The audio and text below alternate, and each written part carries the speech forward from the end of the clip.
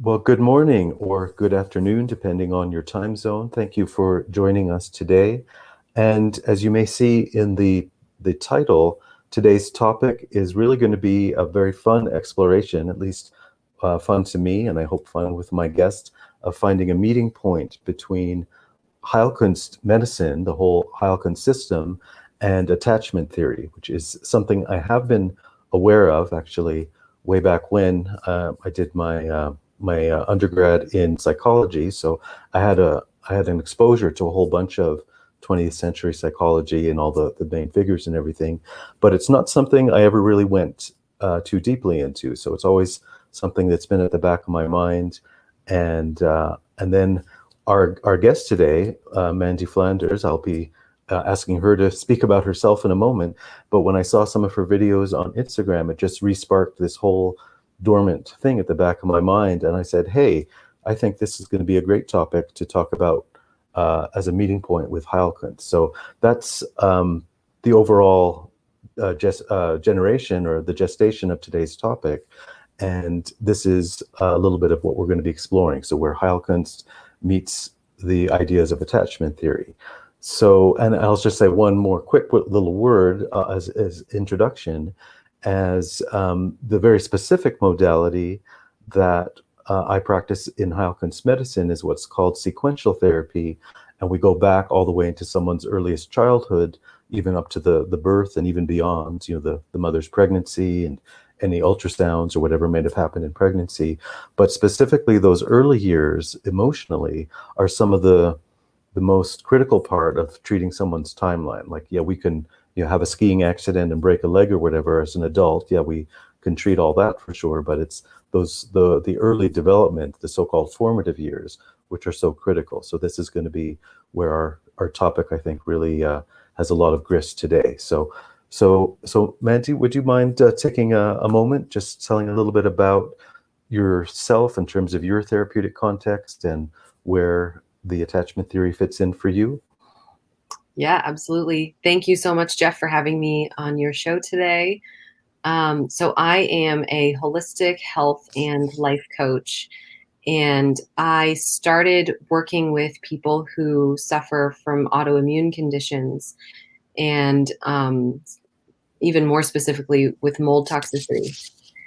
And so I would work with people and they would get to a certain point through diet and supplements and detoxification. And then I noticed that they wouldn't progress beyond a certain point. And so it wasn't until I started looking at attachments and other emotional issues that would surface that then they would progress even further in their healing journey.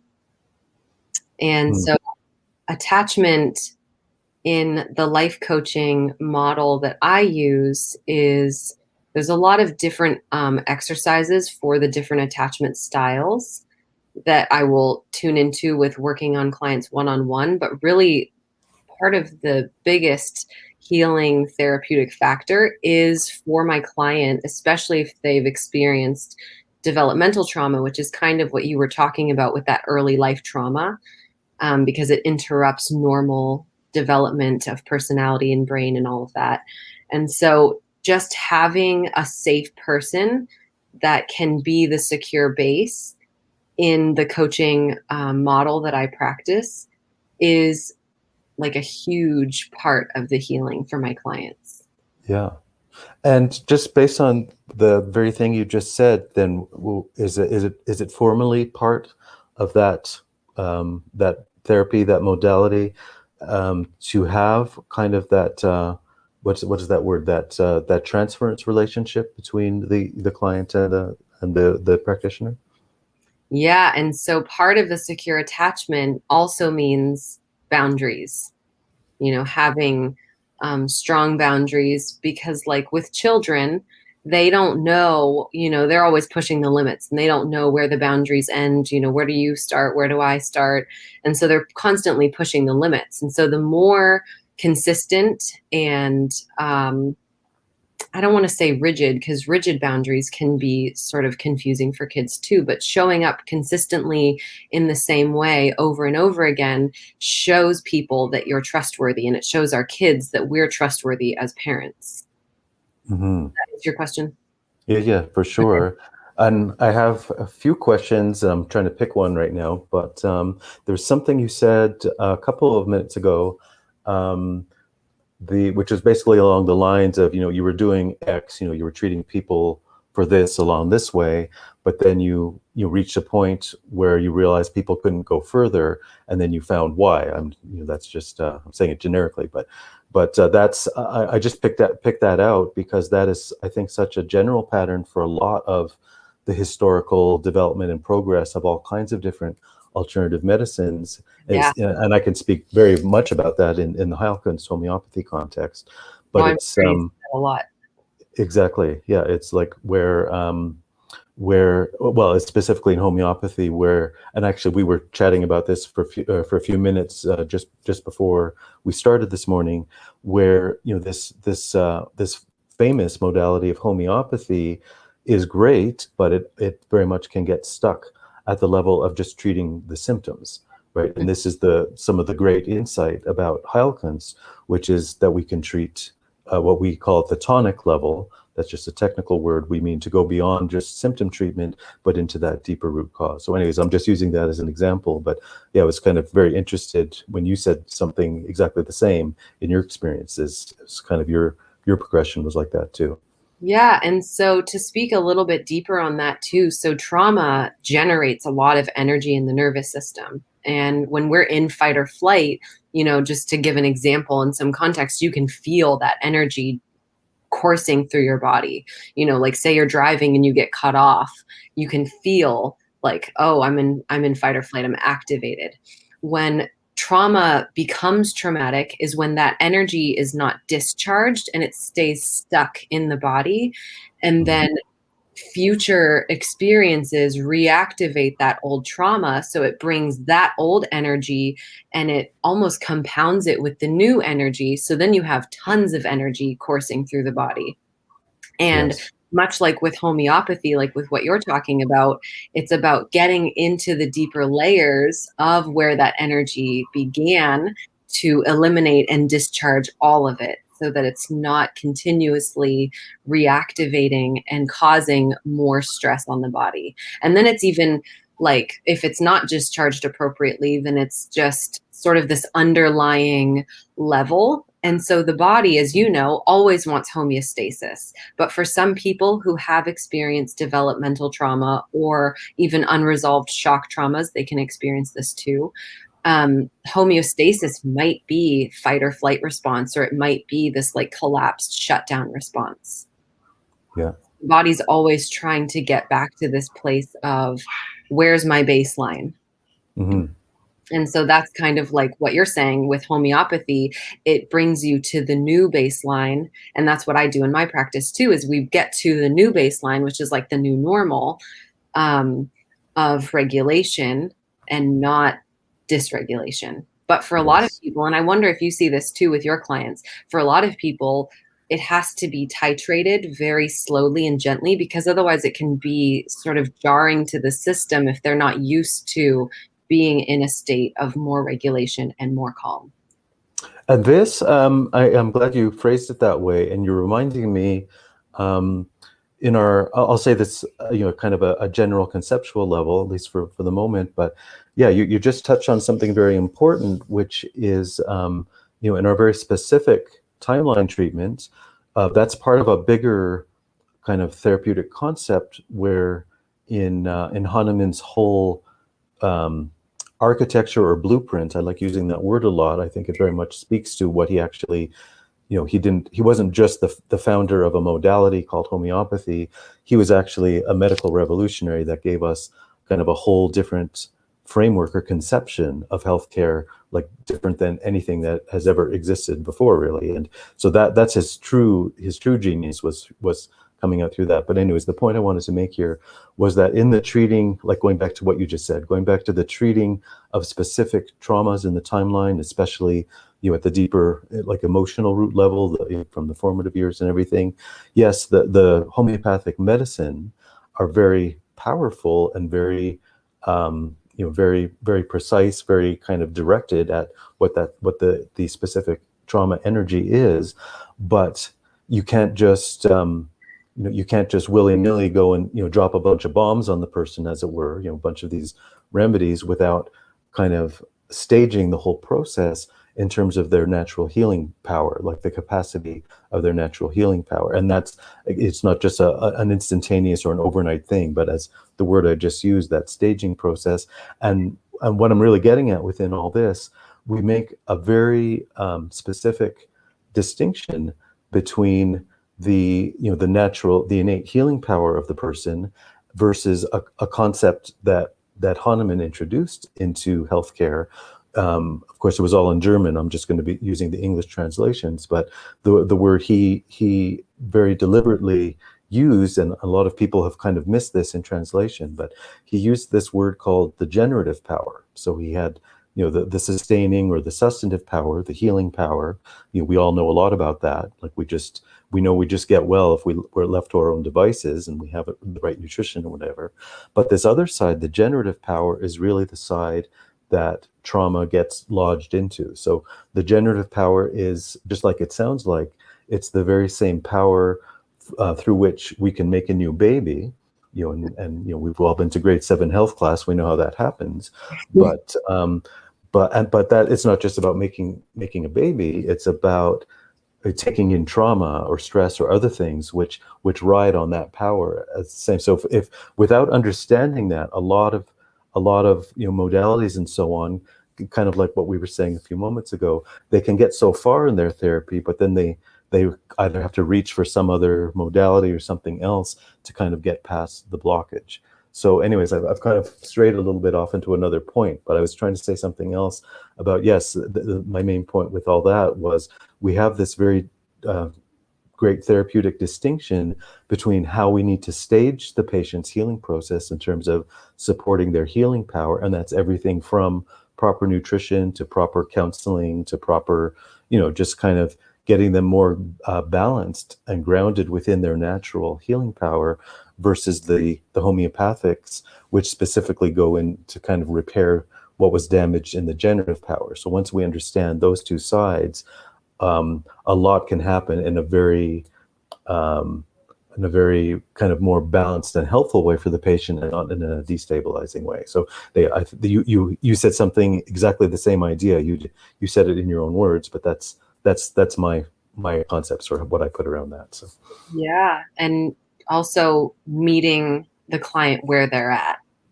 Yes. Like we can't bring a client who has like all these health issues and say, all right, we're going to do this really advanced protocol, or like we're going to do all these other advanced practices. Like we have to set a really solid foundation so that when they start moving through the deeper layers, it's not completely shocking to their system and they can actually handle it and navigate it.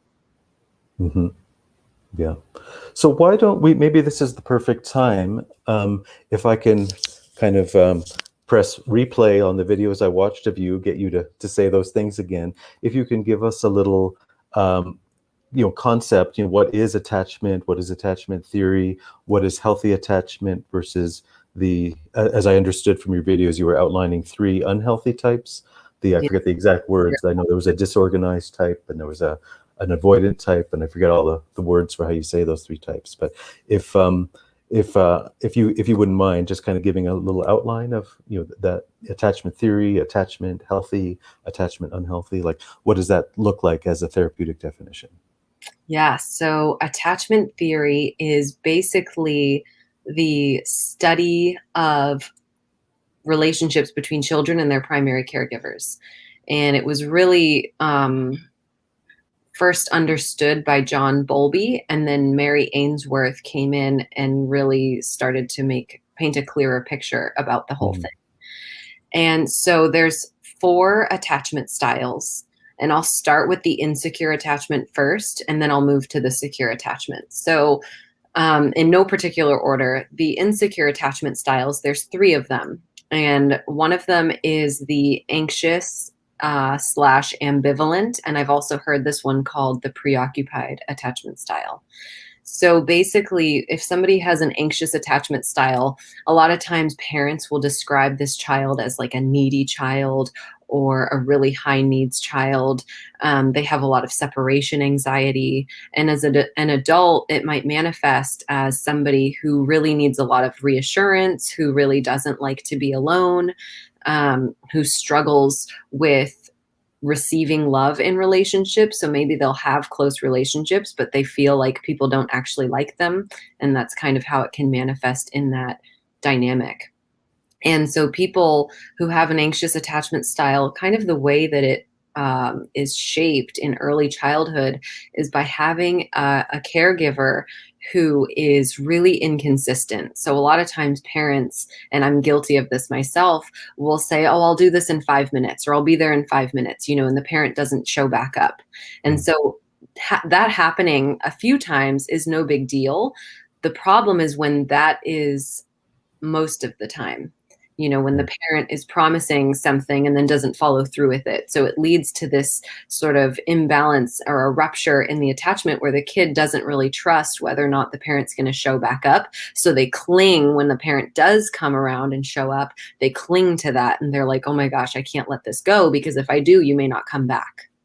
Mm-hmm. The next one is the avoidant attachment style. So the avoidant attachment, it's really interesting because a lot of parents will confuse avoidant attachment for a secure attachment. And avoidant attachment is kind of when a child seems really independent. They seem unaffected by whether or not the parent is there or not. They seem sort of disinterested in having the parent around, like it doesn't really affect them. They don't need the parent there. As an adult, this can manifest as the person being in relationship and really not wanting to get close to people emotionally, not wanting to be vulnerable, not wanting to rely on other people. They think they've learned to believe like, oh, I can do this better myself. It's not really safe or good for me to rely on other people because people always let me down. Mm-hmm. And so as a child, the way that this one kind of manifests is because the parent will either be kind of grumpy or like look mad at them. They're not really met with love and affection. They're met sort of with like anger or upset or frustration is a big one with the avoidant attachment. So the child then learns like, oh, it's not safe for me to go to my parent or caregiver with this need because they're mad at me, like it's not okay for me to have needs. I have to figure this out myself because that's safer and that's what they want. Mm-hmm. So you can see that even just those two, it's really confusing. And then if you have an avoidant and an anxious and an avoidant person, adult in relationship, it can be really confusing because then they will trigger each other because the anxious person really wants the avoidant person to show up for them. But the avoidant person is like, this is really scary. I don't think I can meet you where you're at because this is dangerous territory. Dangerous territory. So they kind of fuel each other's insecurities. Yeah. The last insecure attachment style is the disorganized attachment. And so they say that this one is really, really rare. I personally think that it's not as rare as they're saying. I don't have anything to base that on, but that's just my opinion based on the clients that I've seen. And so a disorganized attachment style manifests when the child wants to be close to their caregiver, but also they have a threat response that's really activated and it is not safe for them to be close to their caregiver. So it's almost like they're internally at war with themselves where they need proximity and closeness, but also it may not be safe for them to do so. So this happens in abusive households where there's severe neglect or other various forms of abuse. As an adult, there is a lot of push and pull. So the adult might be like, I really want you close. I hate you. Get away from me. There's a lot of like internal confusion inside the person, which is why it's called disorganized. It's because there's such an internal disorganization around relationships and being in proximity with other people, because internally they want to be close, but they have this really activated threat response that's preventing them from being close to people. And the way, like I kind of mentioned already, the way that this attachment style comes about is through abuse, through a lot of confusion, through mismatched emotions. So you could have a parent, even if the parent isn't abusive, there's two characteristics. So they could have a frightening parent, which is the abusive parent, or a frightened parent. Mm. So a parent who has a lot of unresolved trauma, who's trying to parent, but they're really, really scared. So that's kind of how it manifests. The last attachment style is the secure attachment, which, everybody wants to strive for. And Right. so just because you may have an attachment that's insecure doesn't mean you can't ever have any secure attachments. We can always be working on modifying our attachment styles. And if you have an insecure attachment and you're in a relationship with somebody who has a secure attachment, yours can actually heal into a more secure attachment, which is really, really cool. Mm-hmm. So a secure attachment looks like a child who is appropriately sad when the parent leaves. And when the parent comes back and there's the reunion, the child is really happy, really excited, wanting to see the parent, wanting to interact with the parent, but also is comfortable enough to go and explore on their own. So it's the child that like comes to check in with the parent who's the secure base, but then is like, oh, okay, now I want some time not in connection, and is safe enough to go and explore and play and, do their own thing. And as an adult, it kind of manifests the same way. It's like I can be comfortable in close proximity and close vulnerability with you, but also I am comfortable and safe to be alone, and I'm not lonely. I'm enjoying this solitude. Like I'm regulated whether I'm with you or whether I'm not. I can come back into regulation. I can feel safe wherever I'm at, kind of a thing. Yeah. Yeah. In my, and tell me if I'm wrong, but when I heard you say this before, I'd taken some notes. My way of saying it would be that there's one healthy attachment types and then three insecure types. Is that a mischaracterization or? Yeah. So there's the secure and then the three insecure. Yeah. Yeah. Yeah. So, and I guess maybe it sounds like I'm splitting hairs, but to me, the difference is like the healthy, like I wouldn't, again, I'm very picky with definitions and concepts. The more you get to know me, you'll find that out. But I wouldn't call it four types. I would call it one healthy type and three unhealthy types. Right.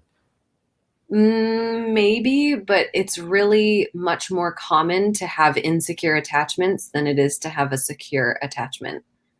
And Right. I'm really careful to label them as unhealthy because it's not something that someone is doing. Do you know what I mean? It's not like, it's like involuntary because it's all subconscious. Because this is like really deep Right. layer stuff. A lot of people aren't even really aware. Like someone who has an insecure attachment towards anxious, ambivalent attachment, they may not know why they're clingy. Do you know what Right. I mean? They won't understand like, oh, I really want you close to me, but I also can't really receive your love. But I just don't understand why I have this like biological need to get as much attention and validation from you as possible. Mhm. And calling something unhealthy to me, especially for people who have experienced trauma, can be sort of like a triggering kind of a word. And so Mhm. I'm a little more careful with labeling it that way. And Yes. I'm just pickier with that Yeah. too. Yeah. Yeah. Yeah. Because Okay. No, fair enough. Yeah. I'm yeah, I glad want you're to saying it be that way. Yeah. sensitive to, because we all have, it's really not super common to find people that are securely attached. Hmm. We've all got our stuff. Do you know what I mean? Totally. Yeah. And so the way that I've been taught is that it is the four attachment styles, and one of them is secure. And obviously you want to be more secure because then you live a more rich and full life. But for some people, it's just not achievable where they're at. Do you know what I'm saying? Hmm. Yeah. So in a moment, I will ask you if we can go into an example or two of how therapy, how treatment works in one or another of the types, from experience or just from your understanding of how to do that. But I first want to make my comment. I wasn't really planning this part, but as you were talking, I guess this is what my mind does. I would see these homeopathic remedies, one that matched each type. Not that there's only one; there can be many. But just to feedback an example here and see if, see how well this meets or not. But and you'll have to help me again. I don't have all the category names cemented in. I'm getting the concepts of what you're saying. But the first type you said, that's clingy. What do we call that attachment style? So it's anxious/ambivalent, and I've heard people call it preoccupied. So that one Oh, kind yes. Okay. of Anxious, ambivalent. And then what's the second one called? avoidant. Okay. I will get this, but yeah. So when you were describing that first type, and that tendency to the clinginess, and actually what you just further clarified with, it is an unconscious or subconscious behavior. It's not somebody saying, "Oh, I better be clingy." No, that's just it becomes their behavior, despite whatever they intend to do or whatever. So, anyways, as you were describing all of that, the way you were describing the anxiety and everything, there. And I'll give a quick disclaimer. I'm just saying all this as kind of a thinking exercise for different remedies and where we can start, a therapeutic thought process. But in any individual case, you have to treat very uniquely. You can't just say, "Oh, well, Jeff said to give this for this part." No, please don't. But yeah, but do start your thinking process is really where I'm coming from. So the remedy I'm thinking of is called stramonium. And that's actually, it's a very dramatic remedy in a lot of ways.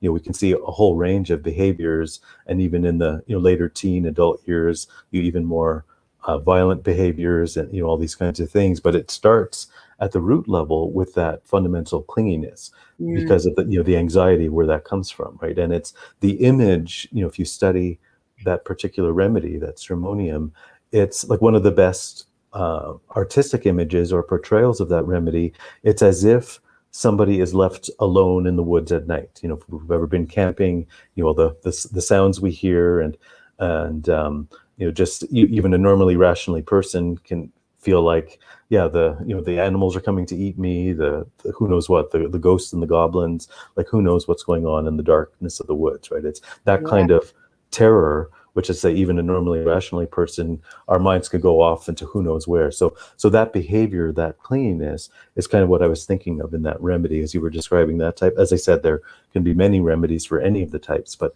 that one seems to be kind of a quintessential one based on the way you were defining that type.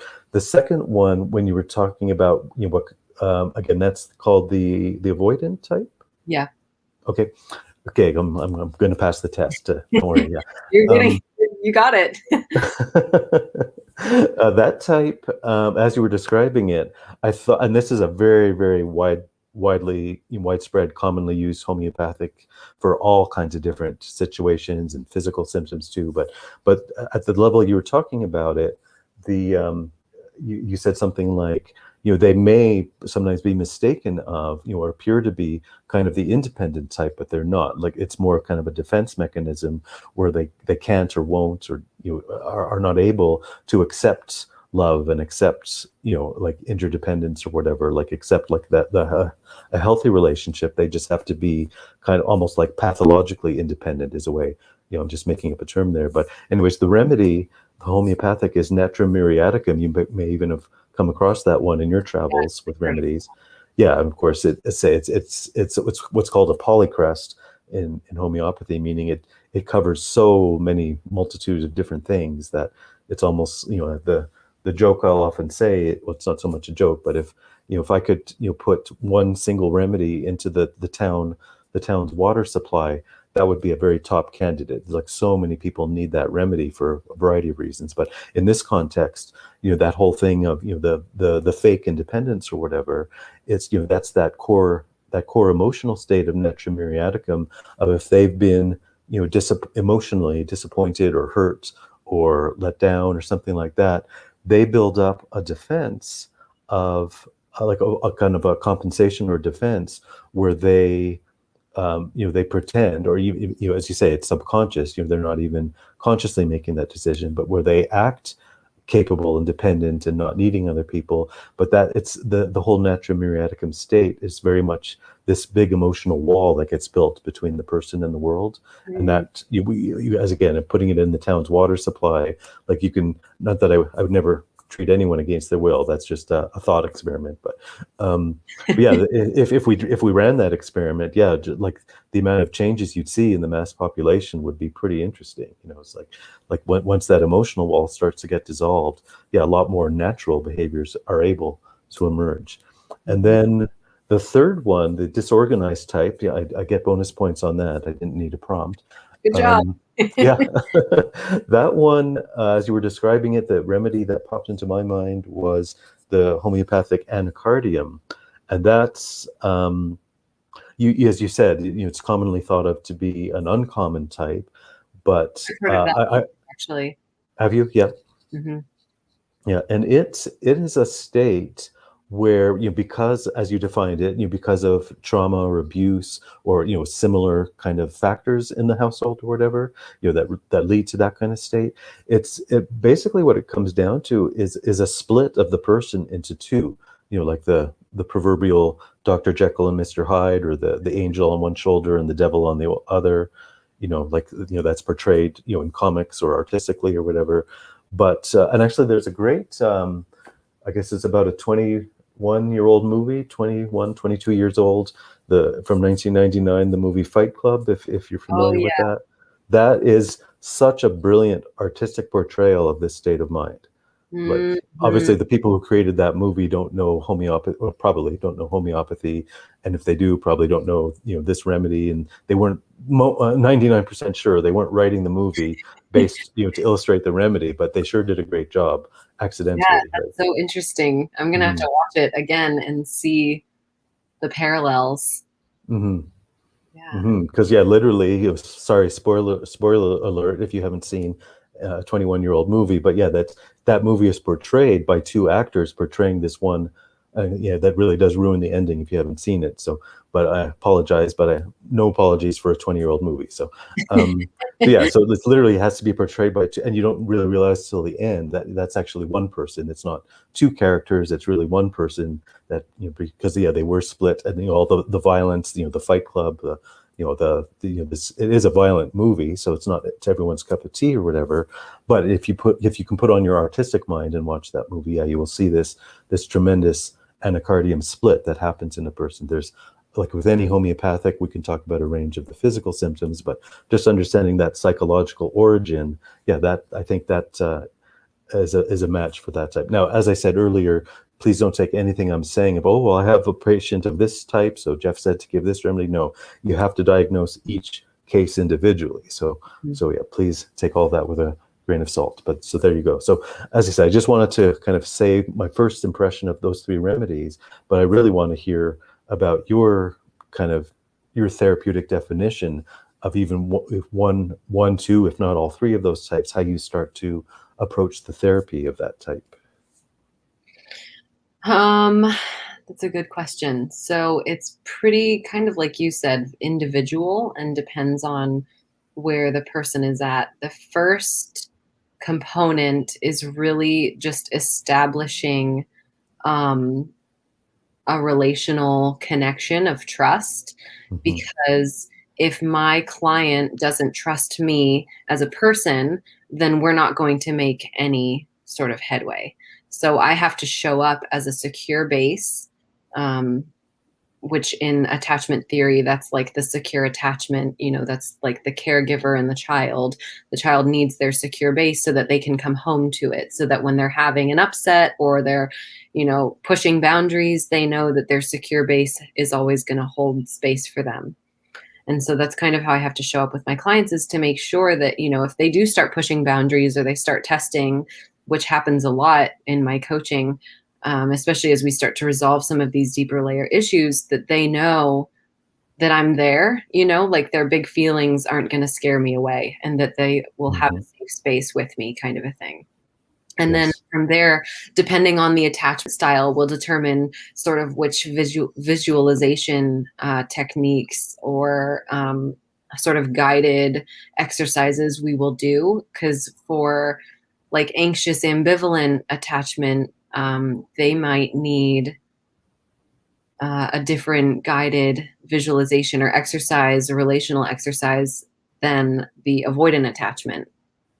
And so a lot of people won't really even know which attachment style they have. And it can be sort of nuanced too, because you can have a really dysregulated client with a lot of energy that is really avoidant emotionally. Or you might have somebody that is kind of calm, but internally seriously disorganized, and they won't have close relationships because they just can't navigate that. So it's really interesting how these attachment styles can manifest, because we might think, oh, this person has, a disorganized attachment, but maybe they're avoidant, or maybe they're anxious, or maybe they're disorganized with one parent and then the rest is anxious. It's interesting. We can have different attachment styles with different people too. Yes. Okay. Yeah. Does your work tend to go more into working in real time, in the sense of, a mother and their young child or children, and helping the proper developmental process, or more so in, adults later on, of kind of healing what happened to them as a child? I kind of do both. So Yeah. I'm also a doula. I'm not practicing Oh.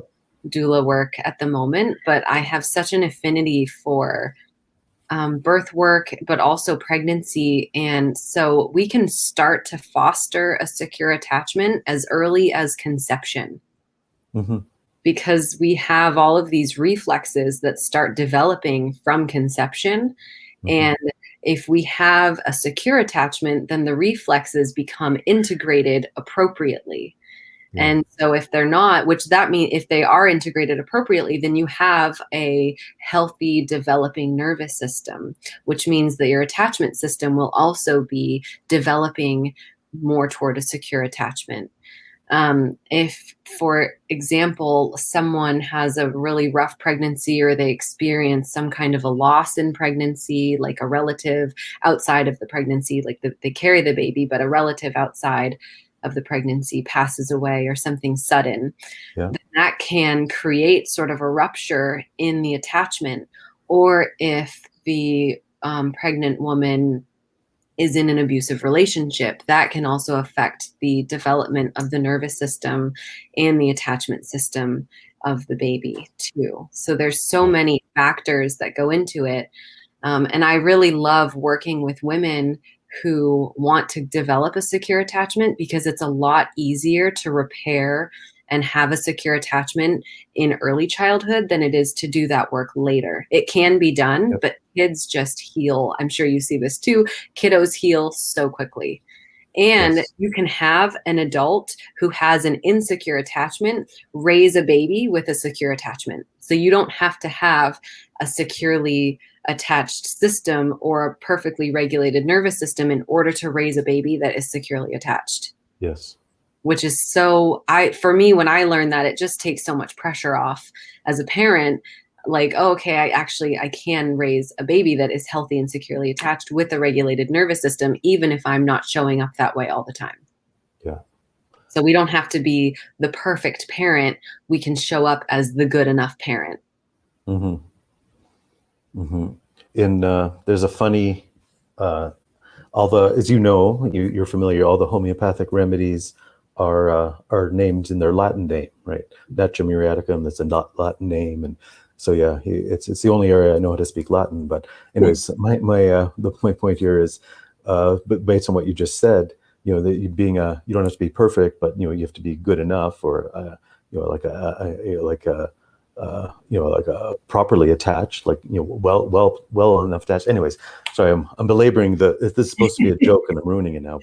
But so all the Latin names in homeopathy, there is a joke about you don't need the remedy to be just like totally the exact match, but it has to be close enough. So the joke is, it's turned into a Latin word. The close enoughicum is the right remedy. That's perfect. Yeah, that's basically the same thing in the attachment world and in the coaching model that I work within. Hmm. Close enough. And Yeah. honestly, so even in coaching, which is really cool, I love this too, is that sometimes the rupture is more important than showing up perfectly. Because if you have a Right. rupture and then you repair it, that develops an even stronger sense of Mm. attachment and stronger sense of self, because it allows the person to know that, oh, okay, disagreements and dysregulation within the relationship can happen and they can heal. Oh, yeah. A very contradictory experience to what they experienced as a child. Because as a child, there was a rupture, but there was never any repair. Right. So then you can rupture and repair it, and it shows it's really a corrective experience that can be even more healing than just coaching itself. Uh-huh. That the image is coming to my mind. I forget the word for it, but there's a form of Japanese pottery where Oh if yeah, there's a yep, break or a flaw or something, it's actually enhanced and kind of highlighted with gold paint or something like, just to yes. bring out that Starts with wound that K. was there. Yeah. I Oh can't yeah. think of what it's called, kinjitsu or something. I can't Yeah. remember exactly the name of it, but I know exactly what you're talking about. Hmm. Yeah, Yeah, versus if somebody has the so-called perfect childhood and nothing ever happens, well, they kind of don't learn it much of how to handle life either. So I guess we can also use the analogy of the immune system, right? It's like, yeah, we need to go out and experience viruses and whatever else, and have our immune system learn how to overcome them, rather than the boy in the bubble syndrome who can't handle exactly. anything. Because then when you come into contact with a virus or a microbe, it's like an actual assault on your system, and your system is like, ah, what do we do with this? Right. I see that in coaching too. Like a lot of parents want to be the perfect parent. And so everything in their kid's life is perfect and goes great. But the problem is that can actually be really traumatizing too, because when the child grows up and goes into the real world, then they don't realize like, oh, people aren't really what they say. Like people Right. are kind of mean sometimes and they make mistakes. And, you can actually get hurt in the real world, and that's not fun.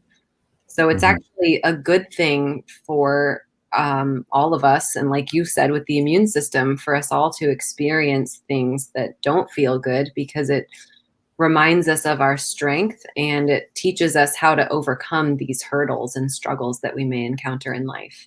Yeah. Yeah, we have kind of an emotion phobic society, or like a discomfort phobic society, which is really interesting. Because Hmm. we're taught, like, especially in birth work, I saw this all the time. We're taught, just medicate or just have a C-section, then you don't have to feel anything. But there's something that happens to us when it's like even getting sick as children. So there's something that happens to us physiologically in our brains when we go through something that's really, really difficult and we come out on the other side of it. Yeah. And it almost does us a disservice to bypass the suffering, because then you don't really have that foundation, that base of like, oh, I actually can do hard things. Hmm. Hmm. Okay, now I give me half a second. I'm just going to go take a peek. I did write down a bunch of notes this morning that I wanted to think about, but um, I think we've actually touched on pretty much all the key points I was thinking about. Um, I mean, I could find anything to kind of go off in a separate tangent or a separate line, which would be fruitful. I don't, but however, I do feel that maybe we've kind of had a nice a wrap, a nice wrapped up kind of conversation. Like we kind of covered a lot of the basics. But to say all that, do you have any little topic that's still kind of left over or kind of hanging in the back of your mind? Or I just want to say that I love the overlap of attachment theory and nervous system regulation and dysregulation and homeopathy. Homeopathy has been it's had a very dear place in my system. My middle child, my 5-year-old, was diagnosed with eczema when she was about 4 or 5 months old, Mhm. and I took her to the medical her pediatrician, and the pediatrician recommended a steroid cream, which actually ended up making it worse. Right. And so I wrote to one of my friends who was a homeopath at the time, and he recommended an remedy for her, and I gave it to her. And within 4 hours, the rash all over her chest and neck was gone, and it never Yeah. came back. Yep. And it still hasn't come back, and she's 5. Mm-hmm. So imagine 5 years of steroids instead. Yeah. Right. And I knew, I was like, there has to be a cure, because our pediatrician was like, there's no cure. And so these experiences, even with homeopathy, I'm like, okay, well, there has to be a cure. And I'm very much of the mindset of like, let's get to the root cause, which I think sort of helps. It can make my clients in coaching really frustrated, because I'm always, scratching and digging like, well, what else is there? Let's keep going. But I like that, because if there's still symptoms surfacing, then okay, that maybe there's more stuff to work through or navigate, or, more tools that we can learn to help keep your system more regulated as you navigate life and things like that. I like sort of that pursuit of discovering the root cause of things. Yeah. And going back, you're reminding me of the way you defined the types as being, these are subconscious behaviors or unconscious, however you want to say it. Like they're not just rationally deciding, oh, I'm going to behave like this now. But why I'm bringing that back around again is this business of whether it's skin symptoms or any physical symptoms, that's really the subconscious way of speaking through the physical body. Right. And we get, Exactly. of course, a million great, I can give so many examples, but to say at least one, someone who has chronic throat problems, for example, that's the energy of the emotions coming up through the body in terms of, something that they're not able to say or not able to stand up for themselves or that kind of thing. But, like the basic example, or, like chronic, we see a lot of this, and this is just a common example for us, but, chronic bladder infections, UTIs, that kind of thing is like, well, it's not too much of a leap to realize that, okay, that person's body is trying to tell us that they're pissed off, I know, I was about to say that. Yeah. I see that a lot too. Yeah. Totally. What are you feeling mad about? Right.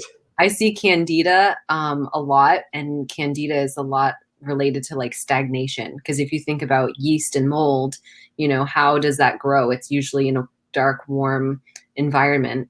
And so I'm like, okay, what in their life is kind of stagnant? And so basically, and I'm sure you do this too in your work, it's sort of like detective work to help uncover, what's going on emotionally. And this goes back to kind of what I was saying in the beginning, that when I worked with my clients, we would work on the physical stuff, and I'm like, okay, well, now they have a lot of their symptoms have improved, but they still have some underlying symptoms. So what is going on here? Like what is there an energetic emotional component? And emotions are just energy in motion, emotions.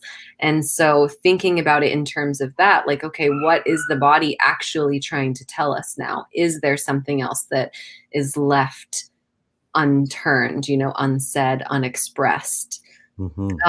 Have you heard of the ACEs study? Maybe, but it's not ringing a bell right now.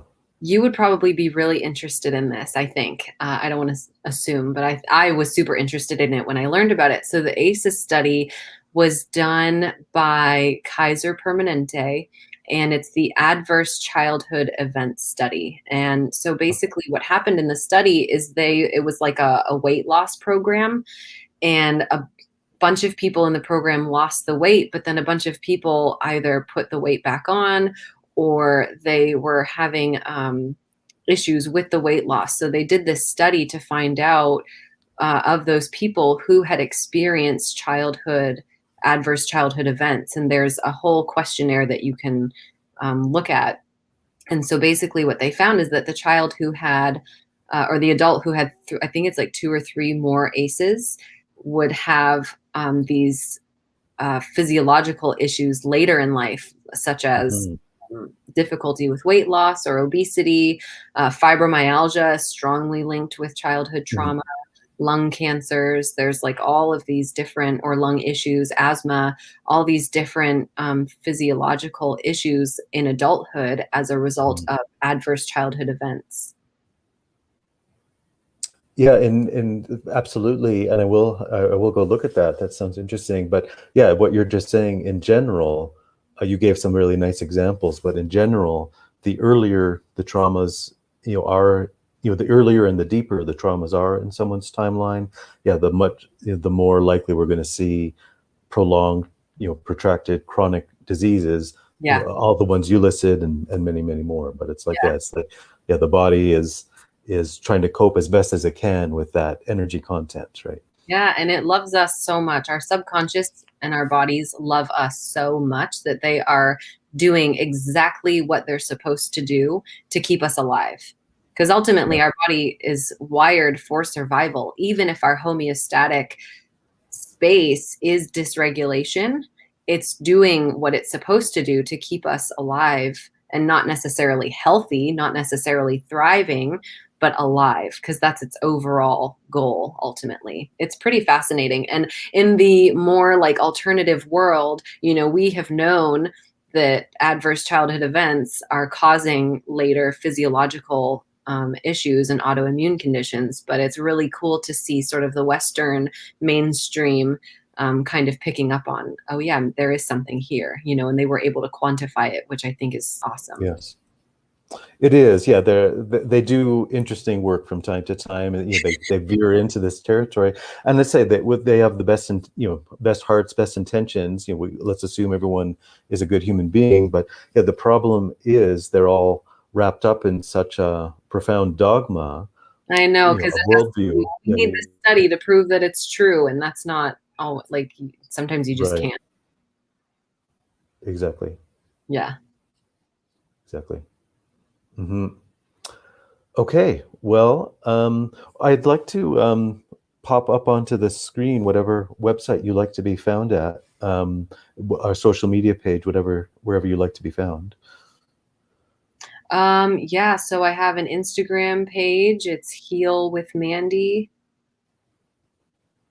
And my website is www.mandywellness.com.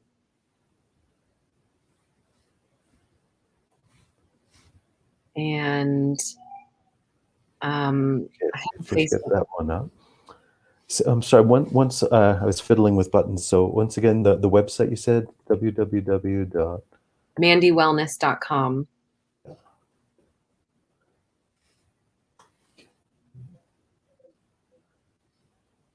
Well, you're welcome, Nancy. I see Nancy commented. Thanks for tuning in. Thanks for listening. So great Yes, to and have you. thank you, yes, to Nancy, to you, to everyone on the line right now. And of course, same with anyone who's watching the replay later. You can still type in comments and questions, and in one way or another, we'll get back to you, whether just by typing right back to you, or who knows, maybe we'll be back again live sometime soon, addressing some more topics around this. But I think today was an excellent introduction for sure. But yeah, my mind can go in about 17 directions right now with all this. Same. Yeah, Yeah. I mean, there's like so much. This, as you know, this topic of trauma and healing and alternative remedies is like, yeah, there's a lot there. Hmm.